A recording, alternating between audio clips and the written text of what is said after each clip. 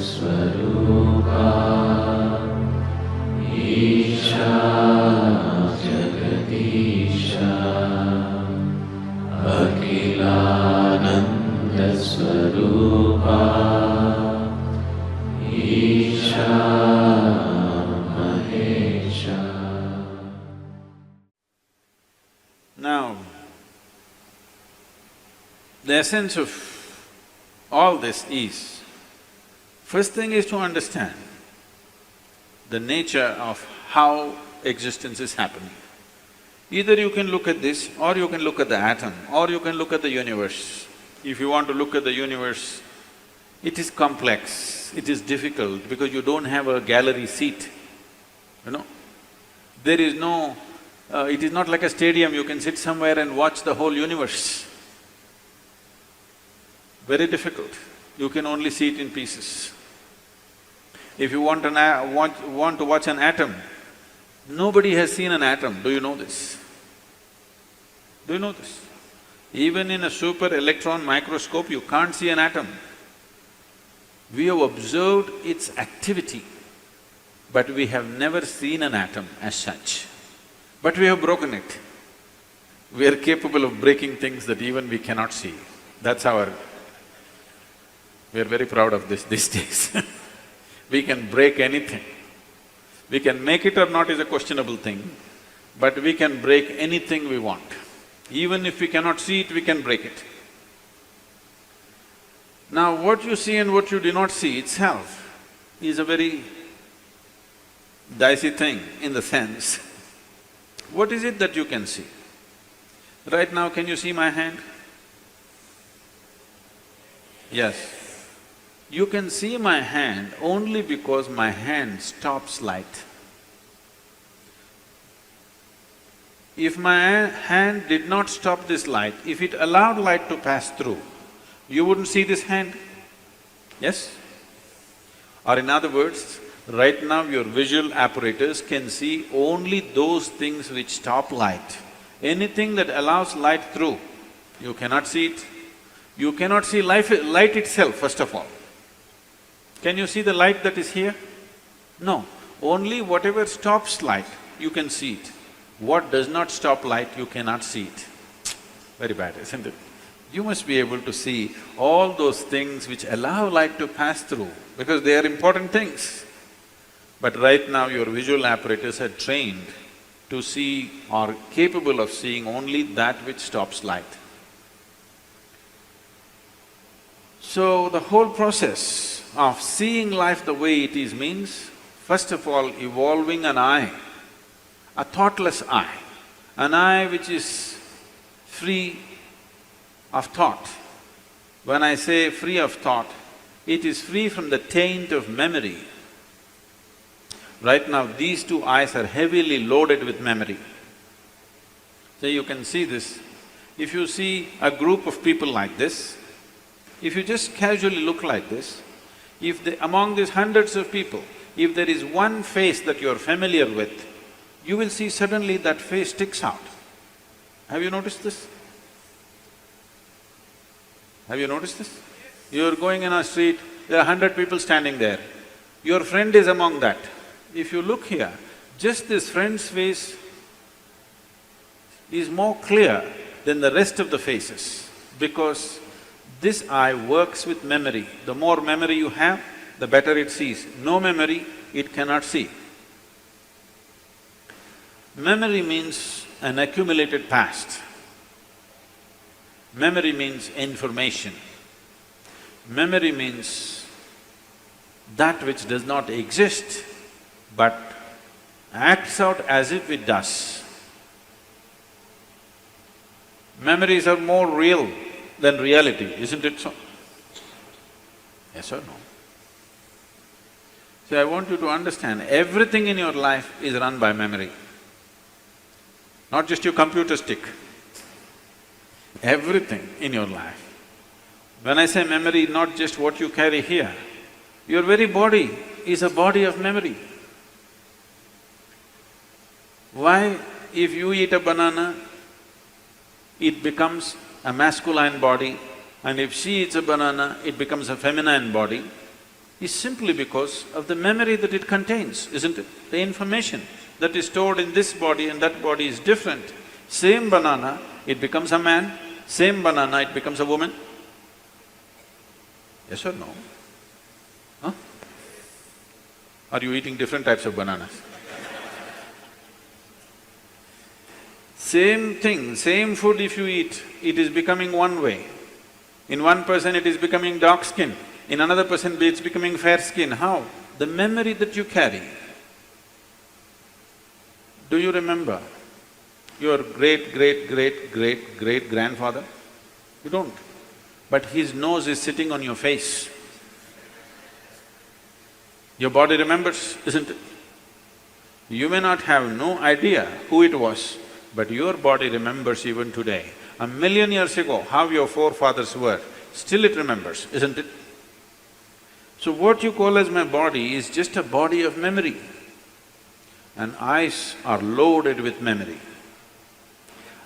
Eye which is loaded with memory, an eye which is corrupted with memory, cannot see anything the way it is. It will only see things as it is convenient because the software is working from inside. It will not allow you to see anything the way it is. This is what traditionally we are referring to as karma. It is there in your body, it is there in your energies, it is there in the way your chemical reactions happen, it is there in your brain, it is there in your mind, it is there in everything. In the very physical energy that you carry, there is memory because you will see each person's energies behave differently from the other simply because of the type of memory it carries. If you want to get rid of this, it's a long process. And if you get rid of this, dismantling of the personality and the body will happen. So another way is to create a distance from it. Just hold it little away. When you want to play with it, you play with it. When you want to switch it off, you must be able to switch it off. So for this, an external view is needed.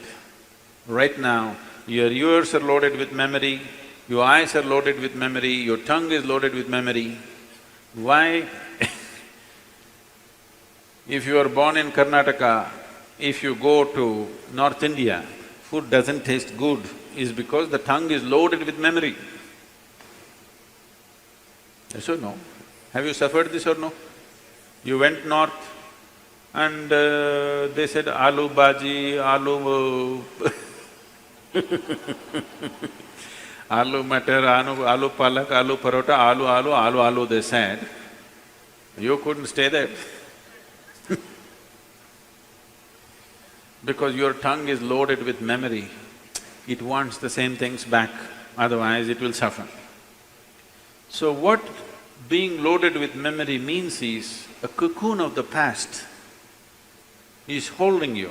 It will not allow you to even move into the present. A cocoon of the past holds you and you allow it to do this because it feels safe. It creates a cocoon. There is safety, but in safety there is also imprisonment. You're really safe if we lock you up in a safe, isn't it? But the problem is you can't get out. That's the whole problem. Walls that you build as self-protection, they also become the walls of self-imprisonment. That is the nature of life. If you lock yourself from inside or outside, it's the same thing. As long as you do not open the door, whether somebody locked you from outside or you locked yourself from inside, there is no difference. Anyway you're imprisoned, isn't it? At least somebody locked you from outside, you can at least complain and scream. You locked yourself from inside, you can only be depressed. You cannot even scream. At whom will you scream? So this process of what we are looking at is the memory imprints itself on all levels, right up to the elemental level. From the 5 elements which function here, from just after that, memory's work starts. So when we utter the word karma, It is not one simple formula, or it's not, people are saying theory of karma. We are not talking about any theory. We are referring to a certain reality. Karma means memory. Action and memory. Past action exists only in the form of memory, isn't it so? Yes? Memory, not just what you carry here. Every cell in the body carries its own memory. Why one atom behaves differently from another atom? Though the same ingredients is, it has a memory. A hydrogen atom has one kind of memory, oxygen atom has another kind of memory. Unless you mix them up, they will continue to behave like that. It is in a small circle. You are in a little larger circle. The universe is in a much larger circle, but the same memory rules all of it. So when we said karma, we are not talking about some concept or philosophy. We are referring to a certain reality which is finding manifestation as who you are. The very shape of your body is because of memory. If a bird eats a mango, it becomes a bird. If a worm eats a mango, it becomes a worm. If you eat a mango, you become a human being. Same mango, how many things it's doing, depending upon what kind of memory it carries, isn't it? What you call as a seed, if you plant the same seed, if you plant a seed in the same soil, here you plant a mango tree, here you plant an apple tree in the same soil, this will only produce apples, this will only produce mangoes. I know there is a newspaper picture where a jackfruit is become bananas, that's different. Yes? You saw this? Oh, you are from Bangalore or Devanahalli?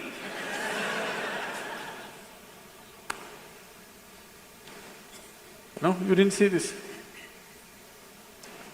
A bunch of bananas are coming out of a jackfruit for some reason. That's a freak. And that's happened because of some mix-up. We don't know who did the mix-up.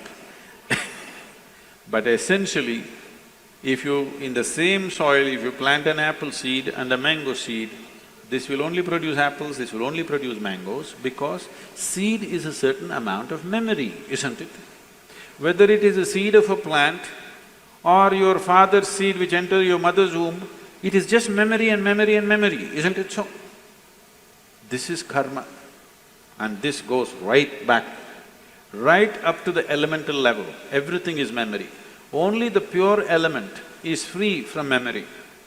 So the idea, when we're starting off Bhutesha, because that's the most important thing, that he mastered the elements, that's why we bow down to him, because he mastered the elements, he has an eye which has no memory, a taintless eye which sees everything just the way it is. So yoga essentially means developing an eye which is not contaminated by memory, which simply sees. It does not see things the way your memory perverts it. It simply sees everything the way it is. This eye will see those things which do not stop light. Right now, these two eyes can only see what stops light. If you start seeing something that does not stop light, that means another dimension of the eye is beginning to function. Shariram surupam yatha va kalatram yashascharu chitram dhanam merutulyam gurorangri padme manaschena lagnam tatakim tatakim tatakim tatakim kala